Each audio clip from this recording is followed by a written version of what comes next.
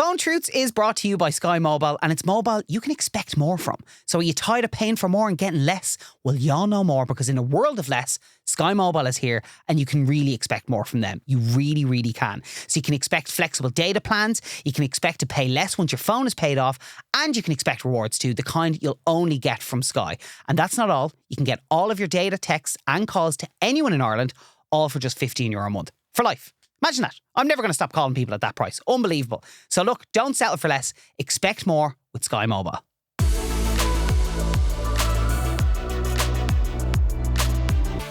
How's it going, friends? Welcome back to another episode of Phone Truths, the podcast where we find out more about the lives of our guests through the prism of their mobile phone.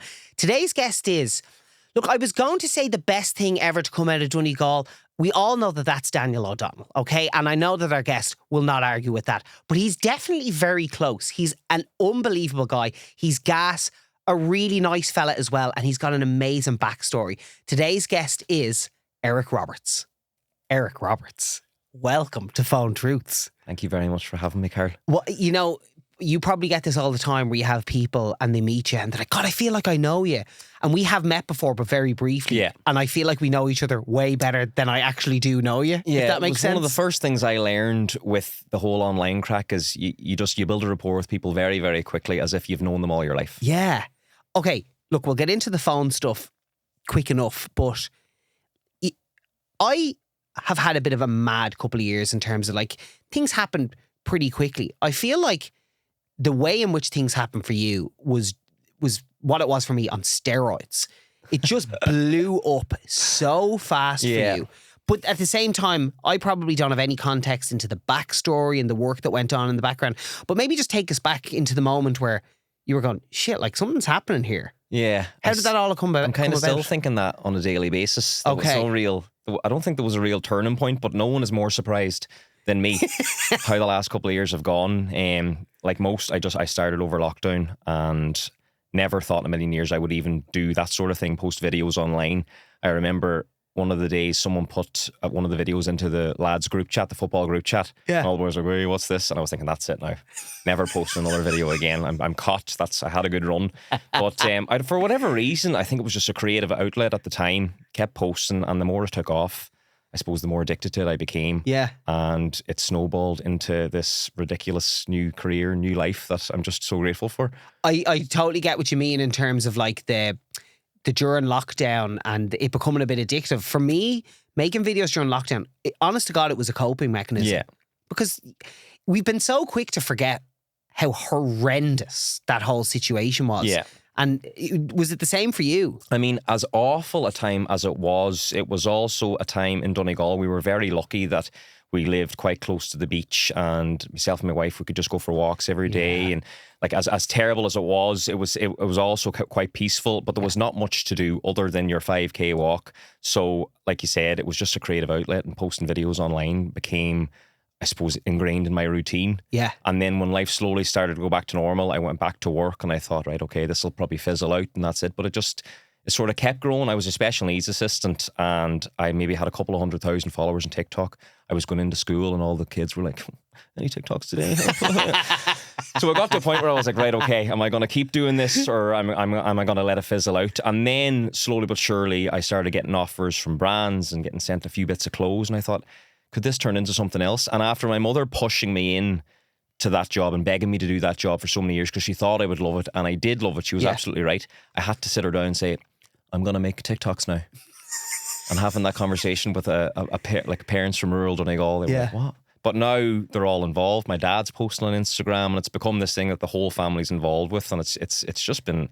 It's been a whirlwind of a journey the last couple of years. Is it hard to justify to people, because it's still a career path that's so in its infancy, that a lot of people still don't believe that it is a career. Yeah. If that makes sense. And like say from your point of view, like you are a full-time content creator. With me, it's easier because I can say, oh, I'm a radio presenter and I'm a content creator, but like they get the radio presenter side of things. Yeah. Is it hard when it comes to explaining, like, I'm a full-time content creator, because people just don't get it? If I'm talking to, say, a younger person or people that are on social media, it's quite easy to explain it because people have a good understanding of it. But if I'm talking to, say, some of my parents' older friends, I sometimes lie, and I'll say I'm a presenter. I work in television. Well, you are a presenter though, I have a 6-minute monthly slot at the moment. I dip in and out, but it's something I'm hoping to get in more. But I've done some red carpet stuff, and I've an unbelievable roster. I pinch myself when I even say these names out loud, but I spoke with Cillian Murphy and Russell Crowe and Nicola Coughlan, and I call myself a presenter if I'm talking to people that don't really have an understanding. But my job is making content online, which is mental. Do you find the fact that things happened as quick as they did, does imposter syndrome seep in because of that? Time. Yeah, all the time. Like I don't understand how I've gotten to where I am and the circles that I'm operating in. I'm just constantly thinking someone's like, what is he doing here? How did he get here? And the opportunities that it's brought have been ridiculous, like being able to travel and meet certain people from different backgrounds. And it's been something that's it's taken a lot of adjusting. Yeah. But it's a constant conversation you're having with yourself in that it's all going to end eventually. And I need to get out of that because it's kind of steadily progressing as time's gone on, but I'm always like, right, it has to fizzle out at some point. At some point, they're going to stop laughing. I'm going to have to go back to being an SNA. Just prepare yourself for that. Yeah. I know it is. And look, I think everyone who does this type of thing, you're always wondering, at what point will I become irrelevant? And none of us have the answer to it. We just got to keep going and keep trying. You're also going to become a dad soon. I am. How are you feeling about that? I don't know. It's more real for Niamh because she's obviously growing the human being. Mm-hmm. And I'm just doing whatever I can to make her feel comfortable, but it hasn't set in yet. It doesn't feel real. I've worked with children all my life. Niamh's going to be an incredible mother. She's people that are born to be parents. That's Niamh. Yeah. But I'm obviously terrified because I'm a big kid myself. Yeah. Like I'm sitting making TikToks in my living room, and I'm expected to then raise a child in a couple of months. So it's you can't. I don't think anyone can really be prepared. But the conversations that I've had with other parents, no one's ever prepared. So I'm not too frightened at the minute. That was my greatest learning from becoming a parent, was that it made me realise my own parents, they made it up as they went along. Yeah. No one tells you how to do it. It's definitely one of those things where, like, as long as you are putting your heart and soul into it, like, that's all you can do. And they'll be grand. They'll be grand. You'll absolutely, I promise you, you're gonna love it. You know what I mean? We are so excited. I can't wait. I can see it as well with it's your nephew, isn't it? Yeah. Oisín. My nephew, Oisín. And you can just see there, like, the connection you guys have. Like, I look at those videos and I'm like, he's going to be a class dad. Well, I hope so. Oisín's just the most easy person in the world to spend time with. He's just constantly happy. So when you're around him, anything shit that's going on in your own life instantly fades away, because if he has buttons and a bag of crisps and Miss Hooley on the TV, he's just ecstatic with everything. So you can't help being in a good mood around him. Now, a screaming child that's teething might be a slightly different story, but we'll see. Yeah. How are you on lack of sleep? Awful. Yeah, I was the same. Awful. I'm just not good with it at all. Yeah. I need my at least 8 hours, so it's going to be an adventure. Do you know what the funny thing is as well, though? As much as I say that, like, you kind of just do it. Yeah. It just happens. It's one of these things that's going to be a necessity. Yeah, you'll be grand. And then, like, look, 4 or 5 years down the line, you're out the back end of it, you look 20 years older, and all is well with the world, so it's fine. I want to chat to you now about your phone, and obviously, look, I don't need to ask, like, it obviously plays a huge part of your life, but I'd imagine, like, are you very grateful to your phone? Well, my phone is my career. It is my life essentially now, to the point where I found once you start being creative, it's difficult to stop. And I found myself last year definitely in certain situations where I was thinking, what, I could make a video here doing something, and it drove me even mental. Yeah. So we went for dinner. I'm like, that waiter looks like someone from EastEnders. I should record this. And it got to a stage where I was just thinking too much about it. I've slowed down a lot now, because I suppose the stuff I'm doing now all the time is very exciting, and I'm traveling a lot, and that's kind of become the content. Yeah. I'm quite transparent online. It's not that I don't really portray a character. I post family life with Oisín and travel and Niamh and what's going on and stuff. And I enjoy that. I enjoy not having to play up to it, I suppose. But everything I do post is quite positive. Yeah. Of course, I have my bad days, but that's not going to cheer anyone else up. So I do avoid that. But it's a daily thing where people are going to their office. I'm logging onto my phone, and that's me then for certain hours in the day, probably too many. Then from a personal point of view, does your phone play a big part in your life? Well, we would have our family FaceTimes every single night. Like, I'm extremely family orientated, and Oisín entertains us all every night with about 6 of us on FaceTime calls, and I suppose it keeps me in touch with everyone. But the main thing I look at it is for work. Okay. I think. Yeah. It's not as much. If in my own spare time, if I can, I'm off it. Let's get into a bit of nostalgia now, okay? So I'd love to know, what was your first phone? My first phone was this block of a thing that looked like a Sky remote with like an antenna up the top of it. I don't even think it had a game on it. It was like a really early phone because my dad's very into his gadgets. Every time a new iPhone comes out, he has it. He already has the 16, I think, now. But he gave me that, and it was just, I couldn't even tell you what brand it was, but it just looked like a remote.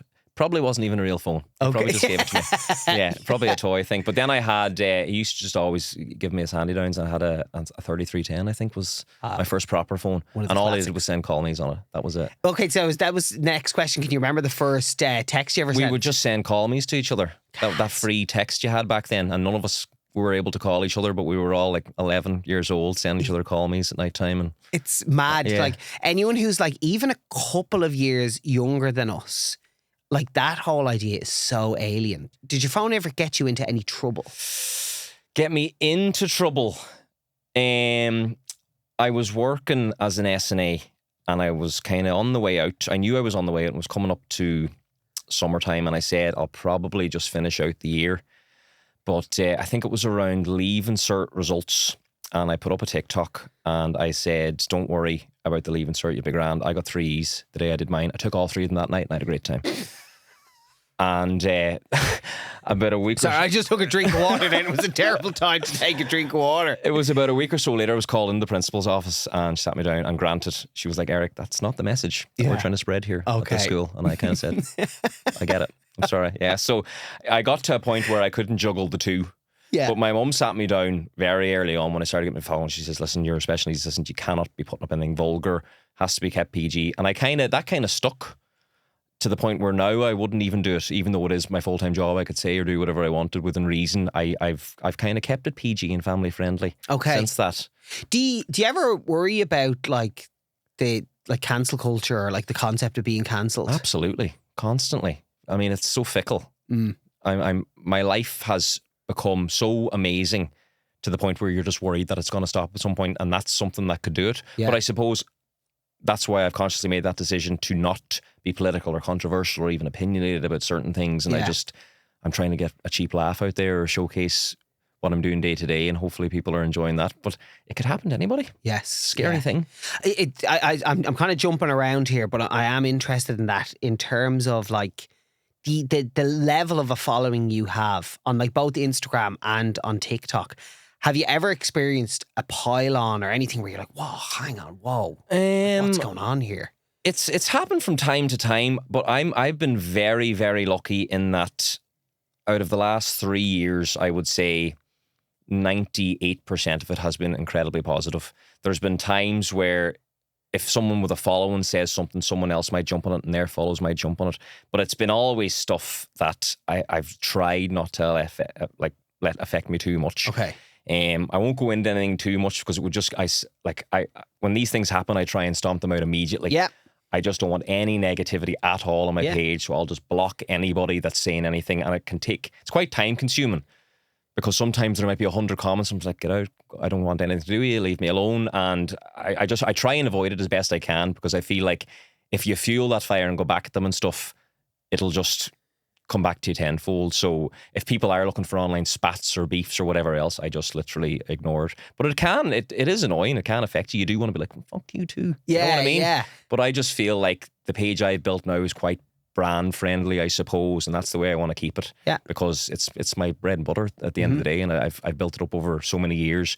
And if I had a stupid argument with someone online and it all went away like that, I'd regret it. I think it's a really healthy way to have it though too, because actually if everyone had that approach, it would all stop overnight. Yeah, but it works for some people. The controversy works for some people. There are some people I follow and I love. I'm like, oh, geez, she's falling out with such and such. This is great. This is so entertaining. But I just don't want my page to be something like that because there's enough of them out there. There's enough negativity and shit everywhere to the point where I just want to keep mine what it is because I love it. Yes. I love the positivity. I love the comments. And also, my page isn't just mine, as you mentioned. Oisín's on there all the time as well. Yeah. If I had those type of people, I would be much more hesitant to showcase that. And it was very scary early on, even putting Oisín out there. And we had long chats with his mother, and it was a scary thing because internet's a cesspool at the end of the day. But although I have hundreds of thousands of followers, they all seem to just be really nice people, which is great.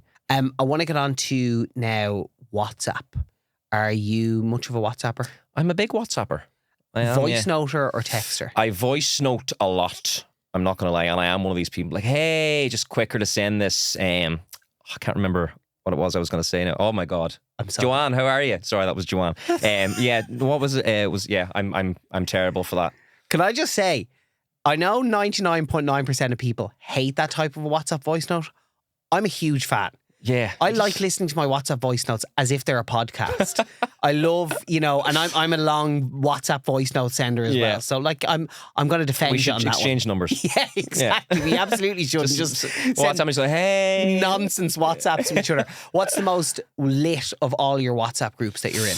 The most lit? I'm going to say my running group. Interesting. There's only 3 of us in it and we very rarely talk about running.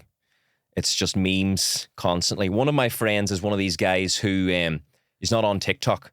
So we'll send you a reel that you saw on TikTok 6 months ago. And he's like dying laughing. Have you seen this? Oh my God. He's doing the renegade dance. I'm like, yep, I've seen that. Yeah, but it's just constant. But it's a good laugh. It's always good crack in there. And what about because you're on the road a lot. So I presume you depend on that to like the likes of WhatsApp to stay in touch with family and all of that stuff. I am, yeah. I'm constantly sending updates no matter where I am. And as I say, my family speak every day. So the family group's always going, it's always popping off. The lads group, football groups. There's my phone going there now. Let's check. Let's see who it is. Let's check who this is. Good luck in the interview. It's my wife. Thank you. Thank you so much, honey. You're so good. I told her it was at 12.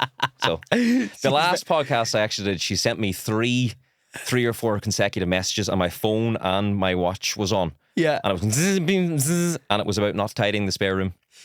Yeah, fair enough. Yeah. And then this is real life. This is real life. Do you find that difficult to be constantly contactable? Not really, because if I wasn't, I'd be like, what's going on? See, I find that really overwhelming. Do you? Yeah, I find... Now, look, I've probably the same as you. Like, the likes of Instagram and TikTok, like, the notifications are turned off there. Yeah. But I just think there's so many avenues in which people can get in touch with you, be it DMs, be it emails, be it text, be it WhatsApp, be it whatever. I'm incredibly available. As in, I'll respond in seconds. If an email comes in, I'm messaging you right back. And does it ever get too much for you? I don't think so. See, I'm someone who likes to stay on top of things, and I think that's why I'm always on my phone, because if I go on my phone and there's 99 notifications, I'm like, I'm like, anything good in there?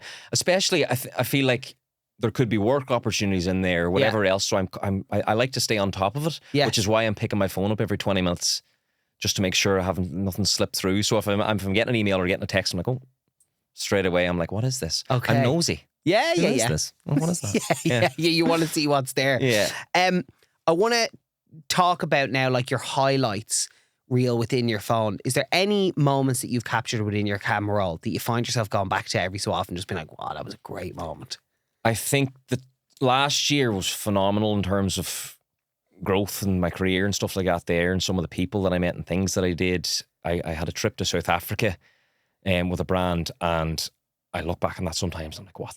That was ridiculous. But I suppose my favourite stuff that I make isn't like the cheap jokes or the travel or anything else. It is the stuff with Oisín, and not because it's funny or whatever. Like, I did, probably my favourite video I've ever done is the Halloween video we did where I dressed up as Miss Hooley from Ballinamore, who he is obsessed with. But Oisín gets fixated on things. He's on the spectrum and he gets fixated on certain things throughout growing up. He's the most musically gifted person you could ever imagine. He's a genius. You could name any note from a song, he'd be able to tell you who sings it and he'd sing the whole thing.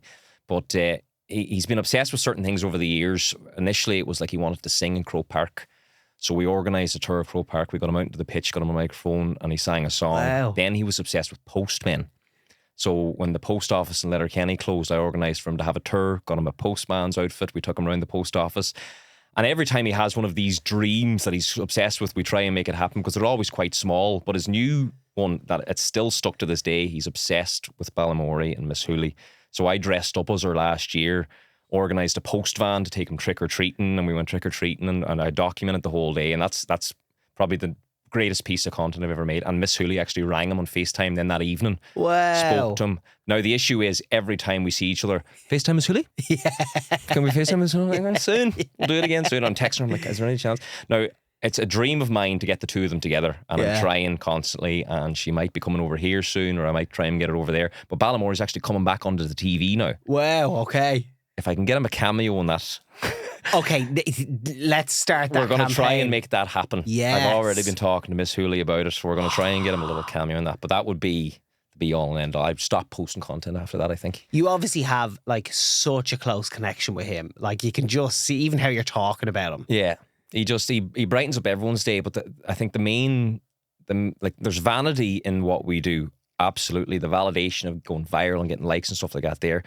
It doesn't happen with Oisín. What happens with Oisín is I get messages off parents with children and adults with disabilities, and they say what it means to see something like that on the mainstream, something that sheds light on the fact that these are human beings and they're incredible and they're talented. And that for me is the biggest buzz I get, because these are people in very real and difficult situations that are going through similar stuff to what our family's going through and my sister's going through, children who need constant care. Now, I'm showing 2% of Oisín's day. I'm not showing what's difficult about getting them up and feeding them and changing them. And other families can see that, and they can see that bit of happiness, and everyone can see how genuine that connection is. It's not forced, and I'm not doing that for people to give me compliments. It's just to show that how great Oisín is and how happy he is. And now people stop Oisín now out and about, and he goes, "Hello, fans." Just that's his automatic response now. If someone wants to photo, "Hello, fans." Wow. Yeah, but it's brilliant. It's what's so special about having that page now, and just getting to showcase how amazing he is and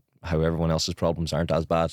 You're also like, I can see even from like the content you share, you're still really proud of like your work as an SNA. Like you still really, I only saw recently even like you were giving a talk about it, and you really still, like you haven't like closed the door on that. Yeah. You really are kind of shedding light on it. Yeah, and it's not, when I left that job, I loved that job, but I thought, I'm going to be an influencer now and this is it. I'm going to be a celebrity full time. But it's just something that it doesn't leave you. I actually bumped into one of my old students yesterday. He has Down syndrome, and I haven't seen him in 5 years, and he just ran over to me and he was giving me high fives. Brilliant. And stuff. And it's something that just stays with you. And like it's an incredibly difficult job, but a very, very rewarding job as well. And I gave that talk there the other day in Letterkenny. It was just about kind of what the future looks like for SNAs and how underpaid they are. And some of my old colleagues were there, and it was amazing to see them. But I think it's a special message to be able to spread, and because Oisín's in my life, I think it'll always be a part of my life, I suppose. So it's something I can't really get away from, but it's good. I want to know, is there a favourite moment you've captured? From a personal point of view, interviewing the likes of Nicola Coughlan and Russell Crowe and chatting to Cillian. When I met Cillian Murphy, I gave James Doyle my phone. We were at the IFTAs. I was presenting on the red carpet outside, and I gave James Doyle my phone because I know Cillian Murphy's quite a reserved guy. He's very cool. Saw people asking for selfies. I was like, they're going about this all wrong. So I gave James my phone. I was like, just record whatever happens. And I kind of walked around, and people were asking for photos, and I was in front of him this far away. And I said, Cillian, Eric, I said, listen, I'm not going to burden you with a photo. I just wanted to introduce myself and say hello. And he says, thank you so much for that. Really appreciate that. Thank you. And I'm like, I know. We spoke for a bit, and we shook my hand, and I walked back over. I'm like, did you get that? Did you get it? And he recorded the whole thing. And then we went to the bathroom, me and James, and we were like two girls. I was like, oh my God, I just fucking met Cillian. Did you see that? It was amazing. I'm watching the video. And he went, hey. Cillian was there taking a piss behind us. Oh, no. I was like, how are you getting on? Yeah. Oh. And I was like, your speech went on a bit long there tonight. And he kind of laughed. But yeah, it was a special night. It was a special evening. Oh, wow. But you realise they're just people. Yeah. These superstars. Exactly. Yeah. What was it? I hear a lot of people say that they put their jocks on one leg at a time like the rest of us. Exactly, yeah. I want to get into the good, the bad, and the ugly now. So the first question is, what is the best phone call you've ever received? The best phone call I've ever received? I would say a daunting call to get...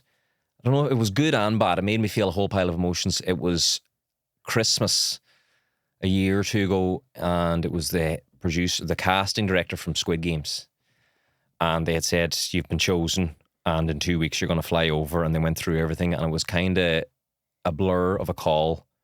As soon as it says you've been chosen, I sat on the phone for 20 minutes not understanding anything else she had said, because I was like, I'm going on Netflix, and I kind of hung up, and I had to explain that I was leaving work for a month. Yeah.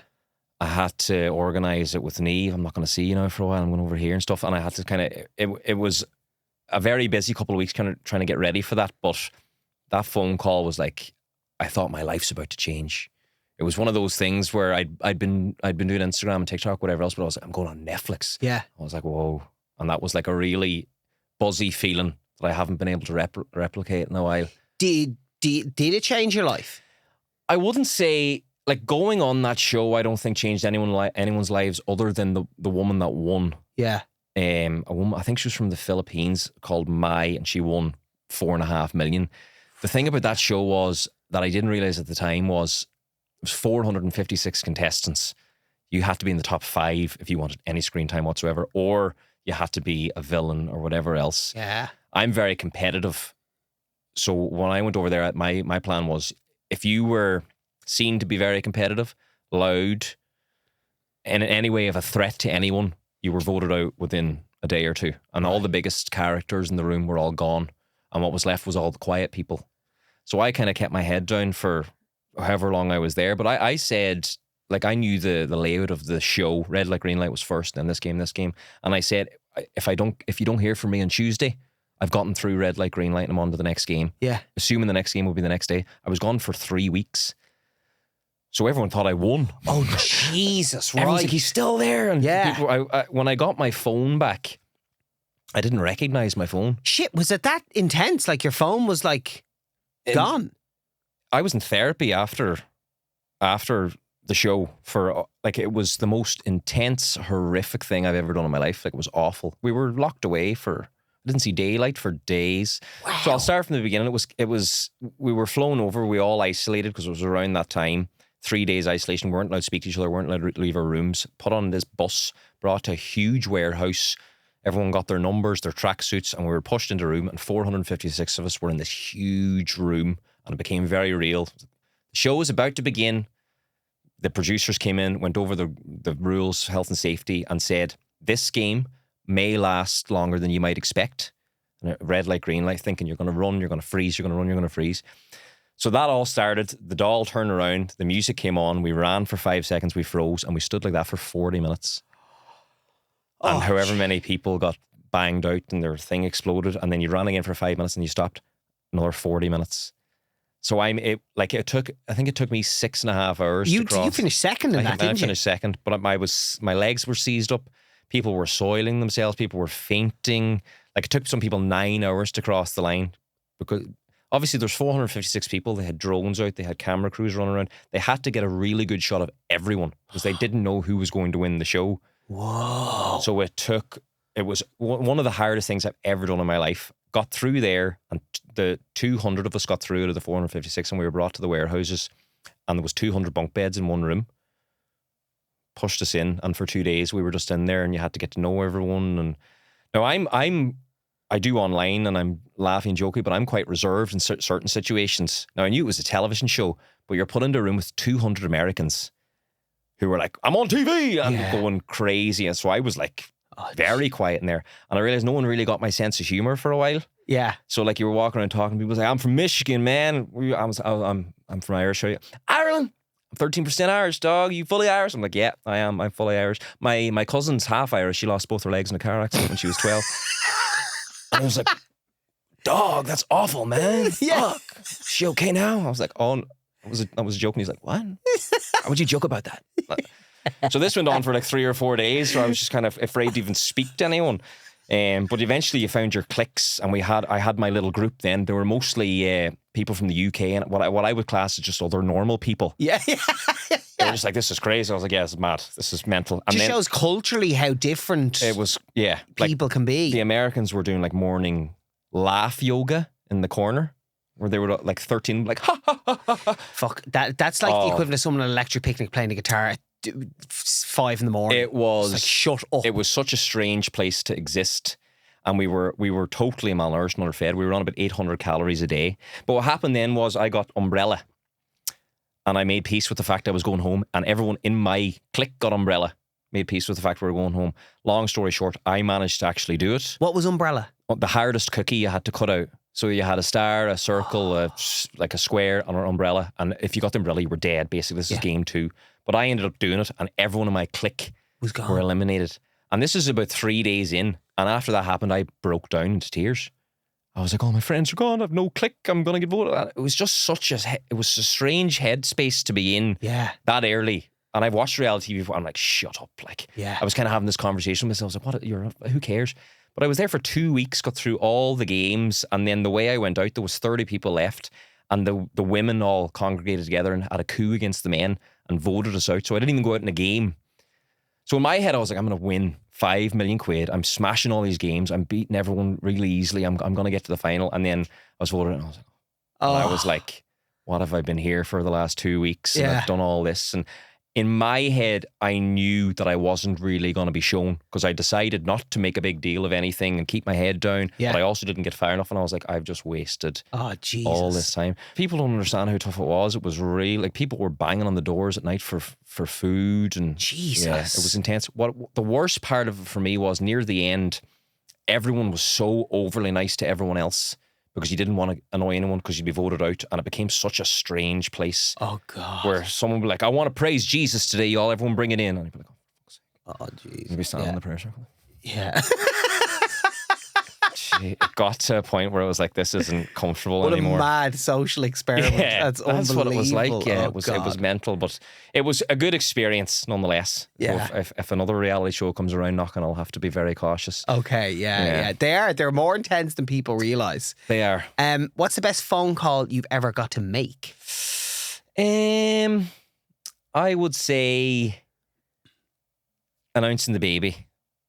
It wasn't as much a phone call, but I set the phone up, and it was Oisín's birthday, and I set the phone up and said we were going to get a quick family photo, and everyone jumped in, and I said, okay, 1, 2, 3, Nee's pregnant.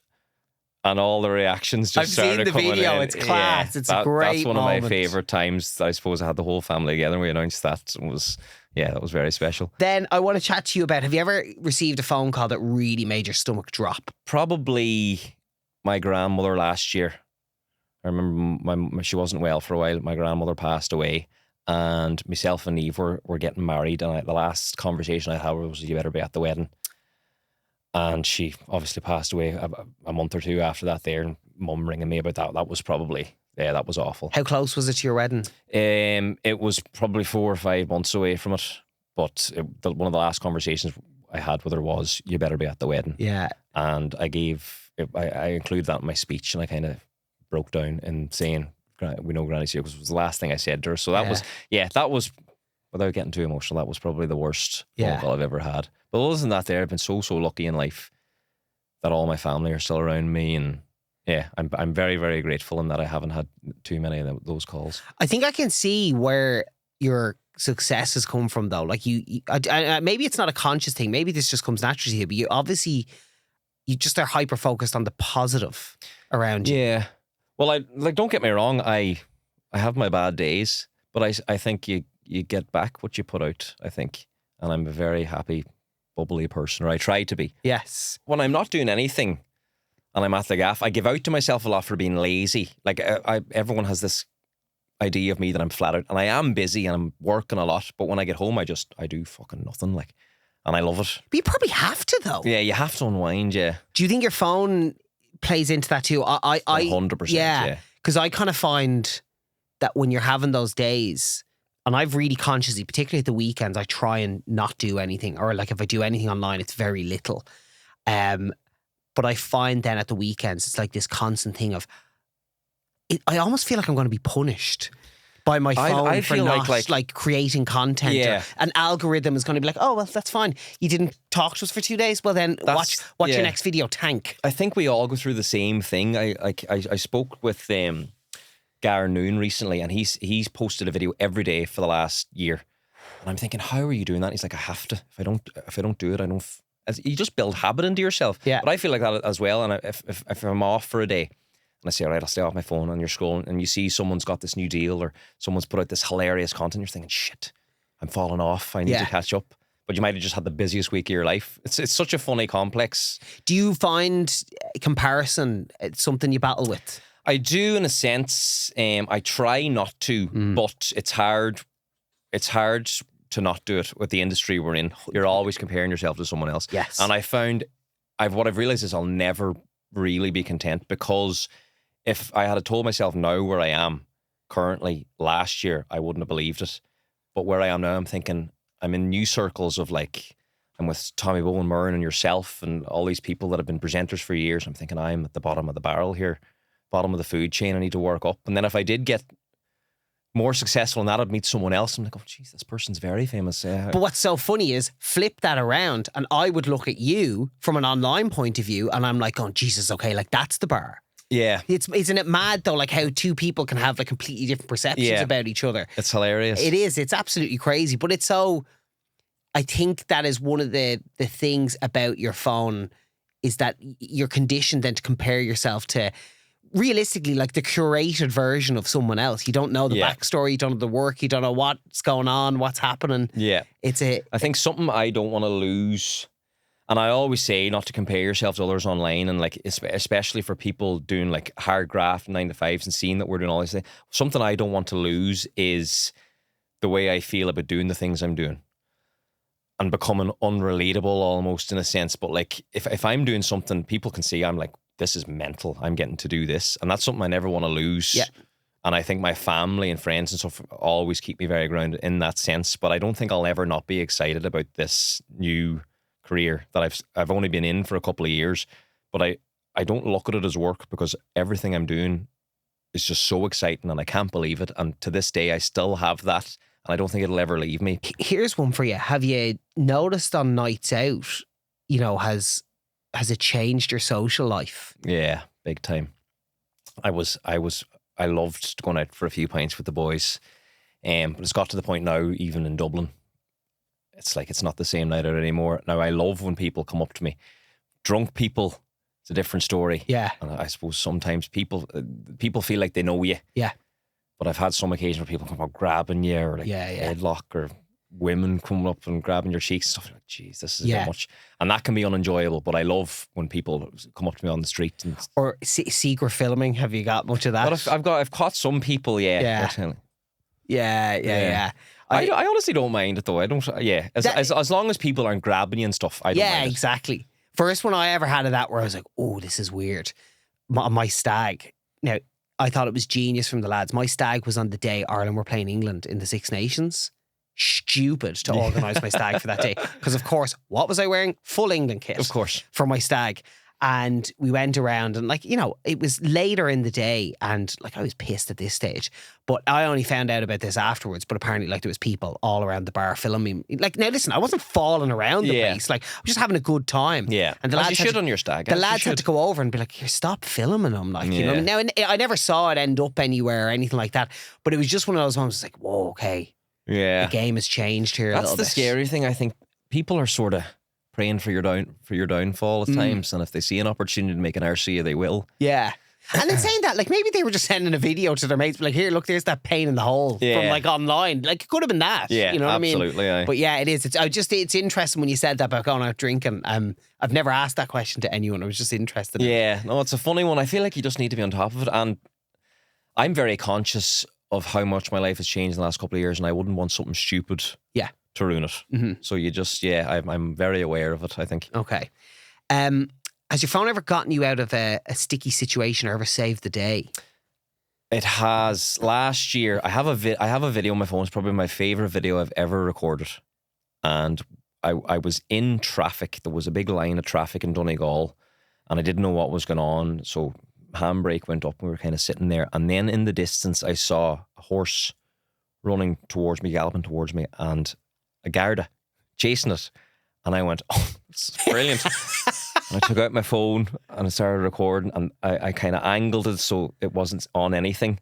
And the horse comes past here and then the Garda comes after it. And I was thinking, most Irish thing I've ever seen. I saw the video in my head. And as the Garda comes in, you can see his head turn and run towards me. And I'm like this. put my phone down. And he comes up, he says, license. And I went, oh, gee. And he's license. I gave him the license and he took it and he ran on. Took it with him, ran after the horse. And I was sitting there, I was like, oh, fuck, nabbed here. And I was quickly Googling when can you be on your phone? My handbrake was up and I was like, oh, fuck, I'm dead. And about 10 minutes later, he comes back with my license. He says, Eric, if you post that on TikTok, I'll come looking for you. And he threw my license back in and away went again. No way. I still have it in my drafts. No way. Oh my God, that is unbelievable. Still have the video in my drafts. I was thinking, I'm not going to step on anyone's toes here. But it's a gorgeous video. And sometimes I'll go in and change the song or I'll go in and look at it. It's just, yeah. I don't know when I'll post it, but someday I'll stick it up. Wow, that is unbelievable. Yeah. Maybe like that could be like a charity thing if you ever, raised a certain amount of money. And then that means the guard, if he comes back, should be like, whoa. Yeah, it's for charity, man. It's for charity. Yeah, it's for charity. That's unbelievable. So the fact that he recognised you meant... Yeah, he knew who I was and basically says, if you post that on TikTok, you're in bother. That's a great story. Yeah. So I still have it on my phone. It's one of my favourite videos. Wow. But it's just never going to see the light of day. Definitely, as soon as we turn the cameras off, going to be like, show me that video. Let me have a look. That is great. Okay.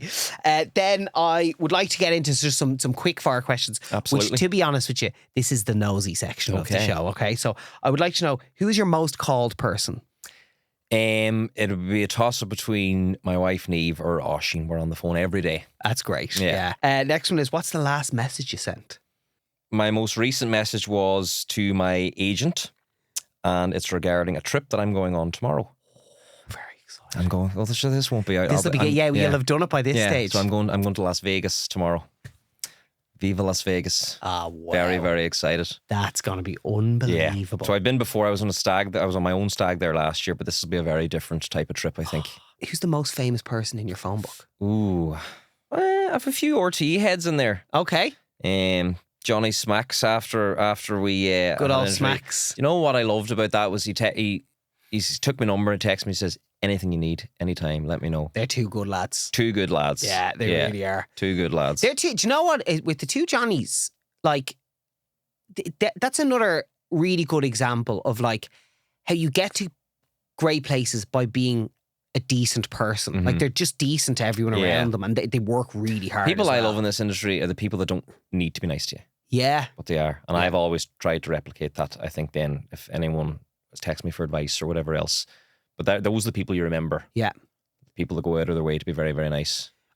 I always remember, there's two examples I have of that. I always remember Larry Gogan was a really good example of someone who, like, he was the nicest man ever. And he, for me, was proof of like, okay, there's someone who proves you can be nice in this industry and still go the whole way. Yeah. The other person, Dave Fanning. And Dave Fanning was unbelievable. I went over to Tulsa a few years ago in Oklahoma to see the opening night of U2's tour. It was like a press trip. It was unbelievable. But I was sitting beside Dave Fanning, who, like, I idolised as a kid growing up as a U2 fan. And I remember we were in the arena. I was like, this is mental, watching U2 with Dave Fanning. And they started playing I Will Follow. And I'm like, yeah, everyone else is going absolutely mental. And Dave goes, oh, for fuck's sake, I've heard this song about 200 times. I'm going to get a beer. What you want? It's like, what an absolute legend. What a great guy. He's just so good. So the other half live just. that is a great, the two Johnnies, they are good lads. That is great. They're good lads. What is the last photo you took on your phone and what's the story behind it? Oh, wow. Oh, yes. It's lovely. me in the elevator. I ran 28 kilometres yesterday and I took a photo in the elevator after. 28k. 28k. So I was training for the Dublin Marathon. Yeah. I've been training my bollocks off. I've seen it, Really want to do it, but you're getting flown to Vegas. You're not going to say no. Do you know what I mean? So what I'm going to do is I'm going to do another marathon now myself in Donegal. Still raising money for Focus Ireland. And I'm going to organise that probably mid to late November. Unreal. And hopefully won't have too many cocktails over in Vegas now. Yeah, exactly. You might be making your job a little bit more difficult there.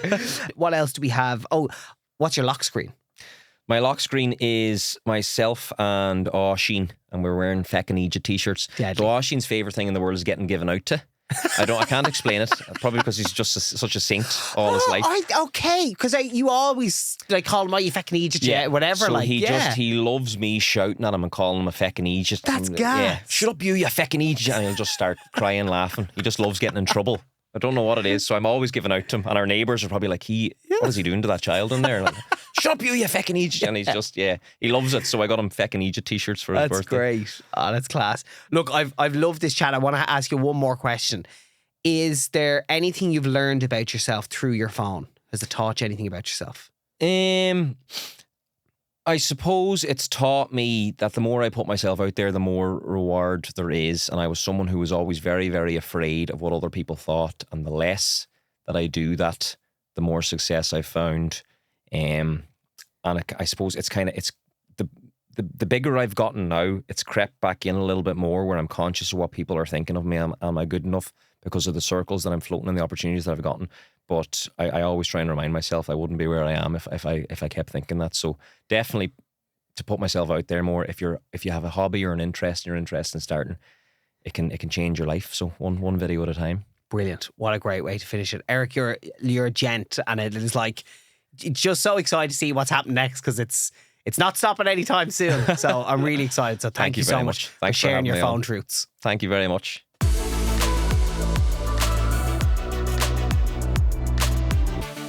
Phone Truths is brought to you by Sky Mobile, and it's mobile you can expect more from.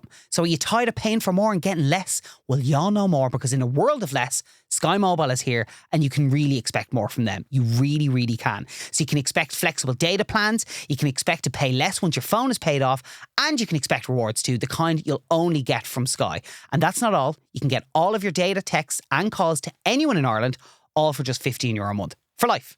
Imagine that. I'm never going to stop calling people at that price. Unbelievable. So look, don't settle for less. Expect more with Sky Mobile.